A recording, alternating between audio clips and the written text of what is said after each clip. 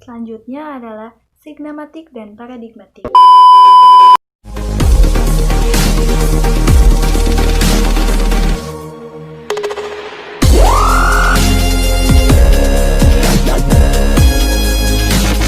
Assalamualaikum warahmatullahi wabarakatuh. Senang sekali bertemu lagi bersama saya, Wiwin Rebaitul Adawiyah, Prodi Pendidikan Bahasa Mandarin, Universitas Negeri Semarang.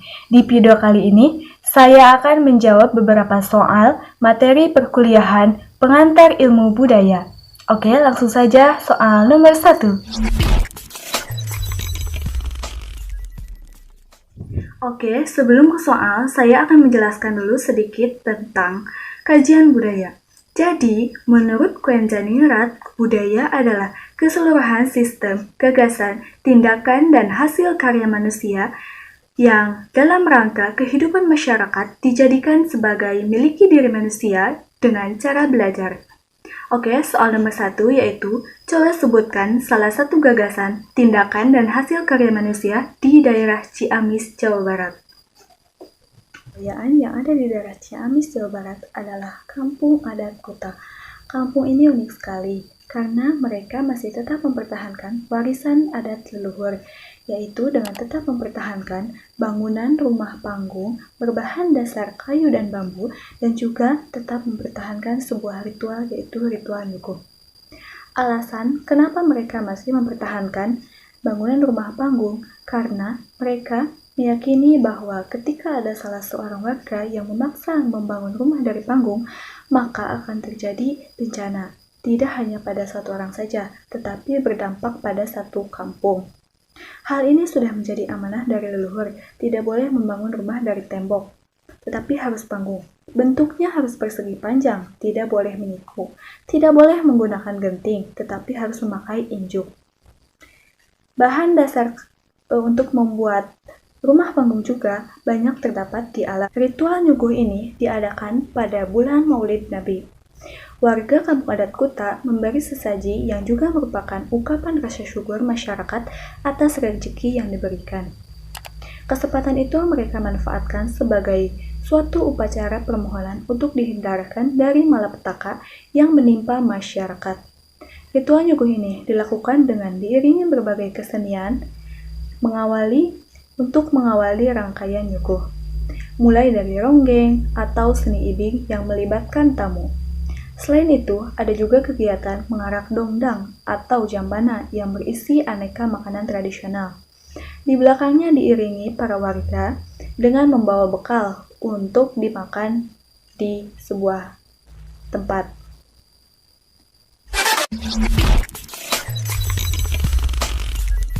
Jelaskan posisi masyarakat di daerah Ciamis, Jawa Barat saat ini, seperti apakah sikap para pendatang terhadap penduduk asli. Pada umumnya, sikap para pendatang atau kita sebagai penduduk asli kedatangan para pendatang baru pada umumnya bersifat relatif dan juga umum. Tetapi memang dari setiap individu memiliki perbedaan, sehingga ada pula para pendatang baru yang susah berkomunikasi dan juga beradaptasi ke penduduk asli.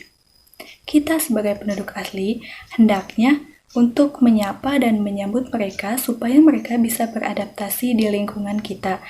Dan untuk para pendatang baru juga hendaknya beradaptasi secara cepat supaya tidak kaku dan juga mudah untuk bersosialisasi dengan warga setempat.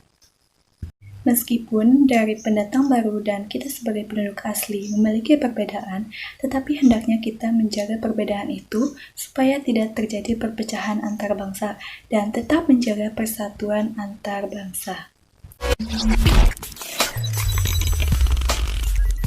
Kajian budaya sering disebut dengan wilayah kajian lintas disiplin, multidisiplin, pasca-disiplin, atau antidisiplin. Apa maksudnya itu semua? Jelaskan. Seringkali yang disebut dengan lintas, multi, pasca, atau anti itu adalah sebuah fenomena pasca modern dalam dunia akademis tentang mengaburnya batas-batas antar disiplin. Semua itu tentulah baik adanya, karena dari sudut pandang nominalis, disiplin sebenarnya hanyalah merupakan istilah untuk melegitimasi dan melembagakan metode dan medan minat sebuah kajian. Tetapi yang sering luput dan tidak hadir dalam perbincangan tentang lintas disiplin dalam ilmu-ilmu sosial dan humaniora adalah bahwa gagasan lintas disiplin dalam kajian budaya juga melibatkan gagasan perlintasan antara teori dengan tindakan. Para ahli antropologi melihat adanya hubungan antara bahasa dan kebudayaan, baik hubungan timbal balik, saling memengaruhi, atau hubungan yang lebih menentukan yang bersifat satu arah. Kebudayaan mempengaruhi bahasa atau sebaliknya. Apa penyebabnya? Yang pertama, bahasa merupakan kondisi bagi kebudayaan dalam arti diakronis, yang berarti bahasa merupakan kebudayaan karena kita dapat mengetahui suatu budaya masyarakatnya melalui bahasa. Yang kedua, bahasa merupakan kondisi bagi kebudayaan karena material yang digunakan untuk membangun bahasa pada dasarnya sama seperti material yang membentuk kebudayaan seperti relasi logis, oposisi, kolerasi, dan sebagainya. Bahasa sebagai suatu sistem komunikasi adalah suatu bagian dari sistem kebudayaan, bahkan merupakan bagian inti dari kebudayaan. Bahasa juga terlibat dalam semua aspek budayaan. Kebudayaan manusia tidak akan mungkin terjadi tanpa bahasa, karena bahasa merupakan faktor utama yang menentukan terbentuknya kebudayaan. Begitu banyak fungsi bahasa terhadap kebudayaan, sebagai sarana pembinaan, jalur pembinaan, dan sarana inventarisasi kebudayaan. Oleh karena itu, bahasa tidak dapat dipisahkan dari kebudayaan manusia, karena antara bahasa dan budaya memiliki hubungan kausalitas atau hubungan timbal balik. Bahasa yang merupakan salah satu hasil budaya manusia, sedangkan budaya manusia banyak pula dipengaruhi oleh bahasa. Lebih penting dari itu, kebudayaan manusia tidak akan dapat terjadi tanpa bahasa, karena bahasalah faktor yang memungkinkan terbentuknya kebudayaan. Jadi, bahasa merupakan cerminan kebudayaan dari suatu masyarakat.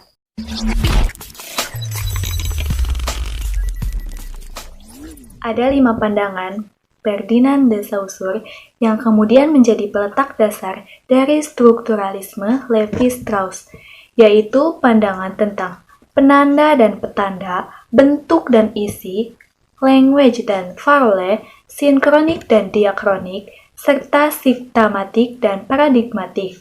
Jelaskan semuanya. Oke, langsung saja yang pertama yaitu penanda dan petanda. Penanda merupakan aspek material yang bersifat sensoris atau dapat diindrawi dan berkaitan dengan sebuah konsep atau petanda. Hakikat penanda adalah murni sebuah relatum yang pembatasnya tidak memungkinkan terlepaskan dari petanda. Substansi petanda senantiasa bersifat material, entah berupa bunyi-bunyi, objek-objek, imaji, dan lain sebagainya. Sedangkan petanda merupakan aspek mental dari tanda-tanda yang biasa disebut juga sebagai konsep. Konsep diartikan sebagai konsep ideasional yang berada pada benak penutur. Petanda bukanlah sesuatu yang diacu oleh tanda, melainkan semata-mata referensi mentalnya. Sedangkan petanda merupakan aspek mental dari tanda-tanda yang biasa disebut juga sebagai konsep. Konsep bisa diartikan sebagai konsep ideasional yang berada pada benak penutur. Petanda bukanlah sesuatu yang diacu oleh tanda, melainkan semata-mata representasi mentalnya. Oleh karena itu, petanda selayaknya tidak dirancungkan dengan acuan. Penanda dan petanda dapat dibedakan, tetapi pada hakikatnya tidak dapat dipisahkan. Tiada petanda tanpa penanda, dan begitu juga sebaliknya. Kombinasi dari konsep dan citra bunyi inilah yang kemudian menghasilkan tanda. Selanjutnya adalah bentuk dan isi. Yang diistilahkan oleh Gleason, bentuk dan isi dianggap sebagai wujud dan isi dianggap sebagai idea. Sedangkan Saussure membandingkan bentuk dan isi dengan permainan catur. Dalam permainan catur, papan dan biji catur dianggap tidak terlalu penting. Dalam permainan catur, yang terpenting adalah fungsinya yang dipatasi dan keberadaan aturan-aturan permainannya. Bahasa merupakan sistem nilai, bukan koleksi unsur yang dikaitkan dengan materi, yang ditentukan oleh perbedaannya. Jadi, bentuk dan isi dapat diartikan sebagai bunyi dan juga ide. Selanjutnya adalah language dan parole. Language adalah bahasa sebagai objek sosial yang murni dan keberadaannya tidak di luar individu. Language atau bahasa sebagai seperangkat konvensi sistematik yang berperan penting di dalam komunikasi. Language juga merupakan institusi sosial yang otonom, tidak bergantung pada materi tanda-tanda pembentuknya. Language juga tidak bisa diubah ke lingkungan pribadi, karena ia pada hakikatnya merupakan kontrak kolektif yang sungguh-sungguh meski dipatuhi apabila kita ingin berkomunikasi. Sedangkan, parole merupakan bagian dari bahasa yang sepenuhnya individual. Parole dapat dipandang sebagai kombinasi yang memungkinkan penutur mampu menggunakan kode bahasa untuk mengungkapkan pikiran pribadinya. Parole juga dipandang sebagai mekanisme psikofisik yang memungkinkan penutur menampilkan kombinasi tersebut. Aspek kombinatif ini mengimplikasikan parole tersusun dari tanda-tanda identik dan senantiasa berulang. Parole merupakan aktivitas kombinatif, maka berkait dengan tindakan individual dan bukan semata-mata bentuk kreasi. Selanjutnya adalah sinkronik dan diakronik. Istilah sinkronik dan diakronik berasal dari kata Yunani, yaitu chronos, yang berarti waktu, dan dengan diawalan sin dan dia masing-masing berarti bersama dan melalui. Linguistik sinkronis mempelajari bahasa tanpa mempersoalkan urutan waktu. Bahasa yang menjadi perhatian dalam studi sinkronik adalah bahasa sejaman yang diujarkan pembicara, seperti bahasa Melayu pada masa kerajaan Majapahit, bahasa Jawa pada masa kerajaan Demak, dan lain-lain. Studi sinkronik lebih tertuju pada satu bahasa pada suatu periode. Studi sinkronik bersifat horizontal. Sedangkan linguistik diakronik ialah subdisiplin. Linguistik ini menyelidiki perkembangan suatu bahasa dari masa ke masa. Studi diakronik bersifat vertikal. Misalnya, bahasa dari masa ke masa, seperti mempelajari bahasa Prancis dari masa Napoleon Bonaparte hingga masa pemerintahan Jacques Chirac. Selanjutnya adalah signematik dan paradigmatik. Relasi signematik sering disebut juga sebagai relasi linear karena tuturan selalu diekspresikan sebagai suatu rangkaian tanda-tanda verbal dalam dimensi waktu. Sedangkan untuk relasi sigmatik berkebalikan dengan relasi asosiatif, yang di dalam linguistik pasca selusur disebut relasi paradigmatik. Di dalam relasi yang terakhir ini, setiap tanda berada di dalam kodenya sebagai bagian dari suatu paradigma. Sistem ini dianggap mempunyai relasi yang mengaitkan tanda tersebut dengan tanda yang lain. Keterkaitan itu bisa saja didasarkan atas kesamaan dan juga perbedaan sebelum tanda-tanda tersebut muncul dalam tuturan. Di dalam bahasa, sebuah kata berhubungan secara paradigmatik dengan sinonim-sinonim atau anonim-anonimnya, dengan kata lain yang memiliki bentuk dasar yang sama, yang berbunyi mirip dengannya, dan seterusnya. Dengan kata lain, kata-kata tertentu secara potensial saling berasosiasi di dalam rangkaian memori, di dalam benak sebagai bagian dari gudang batinia yang membentuk bahasa masing-masing penutur. Apa yang dimaksud dengan oposisi biner? Oposisi biner sebenarnya secara sederhana dapat diartikan sebagai sebuah sistem yang berusaha membagi dunia dalam dua klasifikasi yang berhubungan secara struktural. Atau yang dimaksud dengan oposisi biner itu adalah sesuatu yang membuat sosok menjadi berlawanan. Contohnya sederhana, seperti hubungan antara dosen yang memberikan materi perkuliahan dengan mahasiswa yang menerima materi perkuliahan. Atau contoh lain seperti ketika ada siang, maka di sana ada malam. Jadi, intinya, oposisi biner adalah sesuatu yang dikatakan membuat sosok berlawanan menjadi dua. Jelaskan apa perbedaan strukturalisme dan poststrukturalisme. Strukturalisme lebih memusatkan perhatian pada struktur linguistik yang dipengaruhi oleh bahasa, bahwa bahasa sebagai simbol yang dapat menciptakan makna secara universal atau umum, yang dimana masyarakat dapat dengan mudah menerima makna tersebut.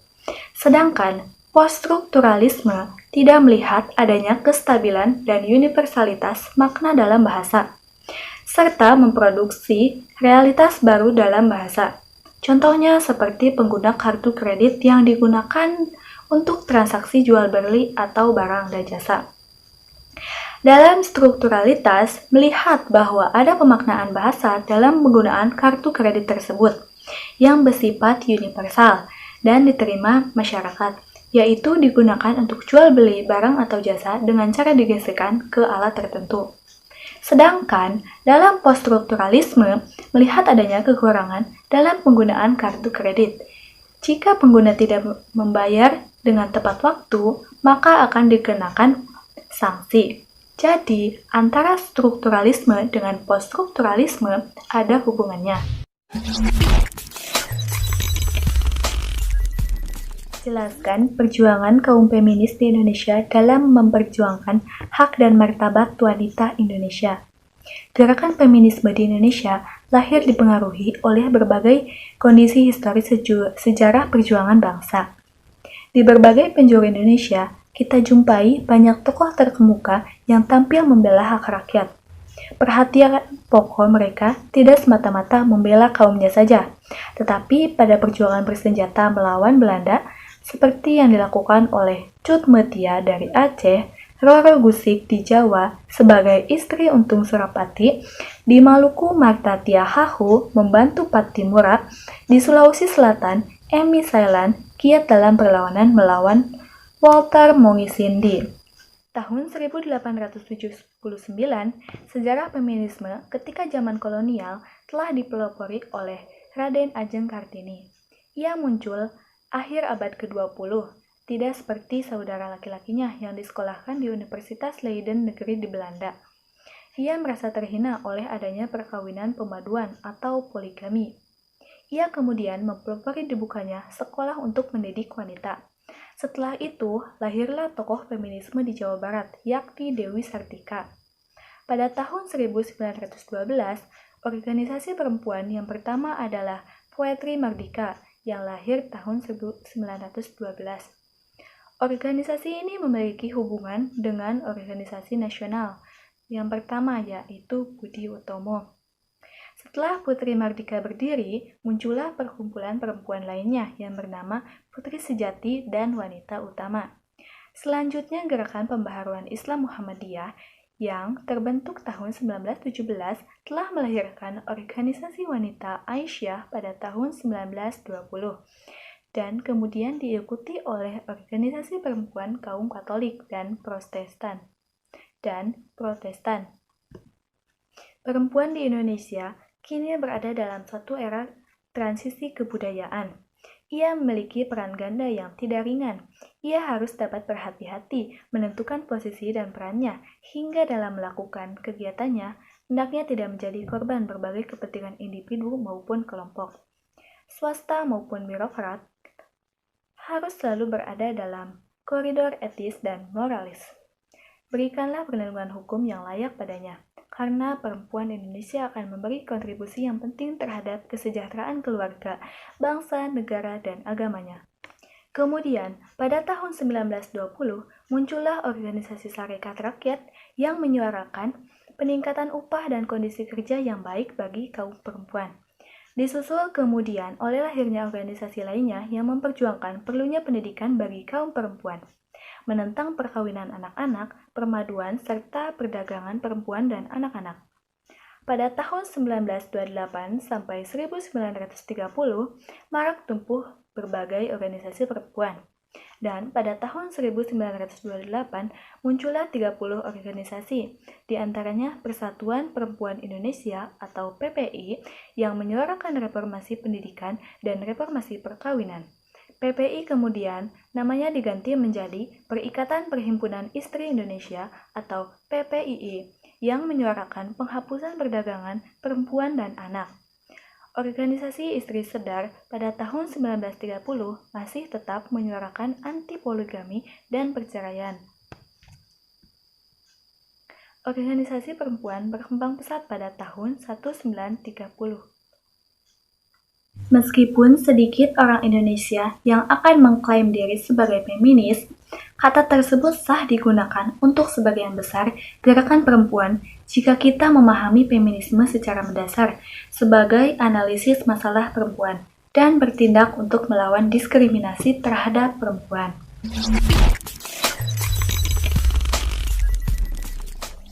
Apakah proyek orientalisme itu? Jelaskan. Jadi yang dimaksud dengan orientalisme adalah paham ketimuran, yaitu kegiatan untuk mempelajari segala sesuatu, sosial, ekonomi, budaya, seni yang ada di dunia timur atau di Asia Afrika. Salah satu, berikut ini beberapa proyek orientalisme. Yang pertama yaitu dengan tujuan membuat kaum muslim keluar dari agamanya sendiri alias murtad, dengan cara memutus dan memecah belah persatuan umat kepada golongan yang saling membenci dengan satu sama lain. Yang kedua adalah membuat ruhiyah menjadi loyo dan membuat perasaan selalu kekurangan dalam jiwanya. Kemudian membawa mereka kepada sikap pasrah dan tunduk kepada kehendak serta arahan barat. Yang ketiga adalah mendistorsi ajaran Islam. Caranya mereka dengan menutup-nutupi kebenaran ajarannya, agar masyarakat awam menganggap bahwa Islam sudah tak relevan dengan kekinian. Oleh sebab itu, sudah tak layak untuk dijadikan pedoman hidup kaum muslim. Dan yang paling berbahaya itu, yang selalu dipropaganda dan dikumandangkan oleh para orientalis dan misionaris. Padahal, sejarah mengatakan bahwa bagaimana perlakuan baik yang ditunjukkan kaum muslim terhadap non-muslim pasca Perang Salib kembalinya para tentara salib ke Eropa. Dan yang nomor 4 adalah memberikan dukungan segala bentuk penjajahan terhadap negara-negara Islam, juga melaksanakan segala bentuk perlawanan terhadap Islam. Dan selanjutnya, menjauhkan Muslim dari akar-akar kebudayaan Islam yang kuat. Caranya dengan mereka memutarbalikkan pokok-pokok ajarannya dan juga mencabutnya dari sumbernya yang asli. Juga menghancurkan nilai-nilai dasar untuk menghancurkan keberlangsungan individu, masyarakat, jiwa dan akal pikiran muslim atau para muda untuk bersama dakwah, dan juga oleh penjajah dijadikan sebagai alat untuk mengadu dombakan bangsa Indonesia. Misalnya Perang Padri di Sumatera Barat diadu dombakan oleh kaum adat dengan kaum agama. Pembelajaran PIB selama 1 semester ini menurut saya cukup baik dan paham akan materi yang telah disampaikan oleh Bapak dosen. Saya ingin mengucapkan terima kasih kepada Pak dosen karena telah mengajari kita semua, khususnya mahasiswa pendidikan bahasa Mandarin, dalam mata kuliah pengantar ilmu budaya.